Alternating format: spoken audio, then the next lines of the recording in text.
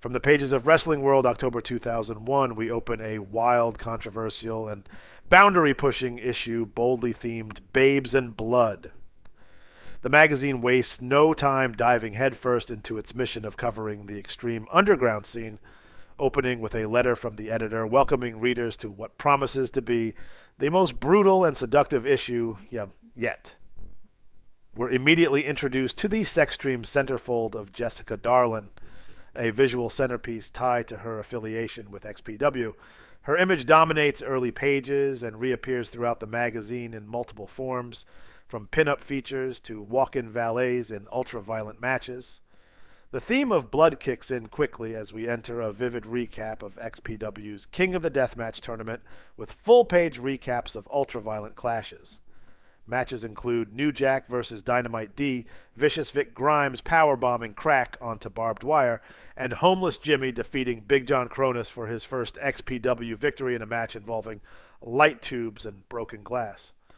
Other violent brawls follow Johnny Webb versus Nozawa, Supreme crashing a match between Pogo the Clown and Steve Rizzono, and the finals featuring Grimes defeating Supreme in a no-rope, barbed wire ring surrounded by glass and light bulbs.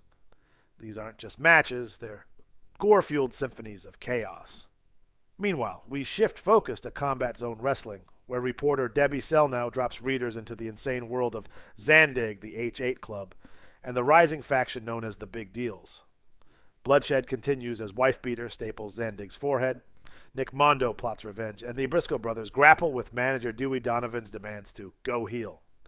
CZW is painted as outlaw, dangerous, and teetering on the edge of legality. In another wild piece, USA Pro Wrestling gets its shine, spotlighting indie legends and ECW survivors like Balls Mahoney, Sandman, Little Guido, Roadkill, and Missy Hyatt.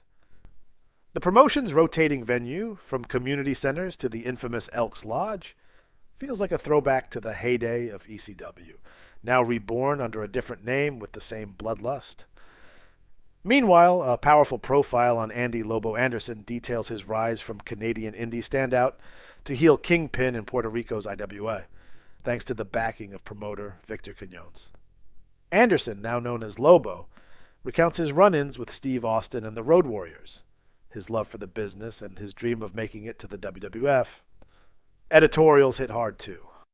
Patty Theory's On the Fringe column dives deep into her time with WCW, recalling the formation of the NWO and her time as WCW Magazine's editor. She shares backstage insight into Eric Bischoff's transformation before and after Showtime, and playfully books her dream promotion filled with names like Scott Hall, Kevin Nash, the Hardy Boys, Rob Van Dam, Vampiro, and a reimagined Sting. Meanwhile, Dov Teta's Heel Heat examines wrestling's moral ambiguity, exploring the rise of anti-heroes and fan love for villains like Stone Cold and Raven. The ads throughout are wild, sleazy, and rooted in the early 2000s indie scene. Black Falcon Productions hawks catfight VHS tapes with titles like Thunder on Vancouver Island, Vanquished, and Equal Opportunity, while www.catfight.com offers even more no-rules competitions between international fighters. There are hotline numbers to speak with muscular women about domination, body slams, and face-sitting. Other ads feature Figure 4 Weekly by Brian Alvarez, promising readers insider dirt, real names, backstage fights, and booking secrets from behind the curtain. Magnetic Jewelry, Fantasy Wrestling Alliance entry forms, and famous sports videos fill out the margins, offering everything from ECW tapes to hotline-only gossip for $2 a minute.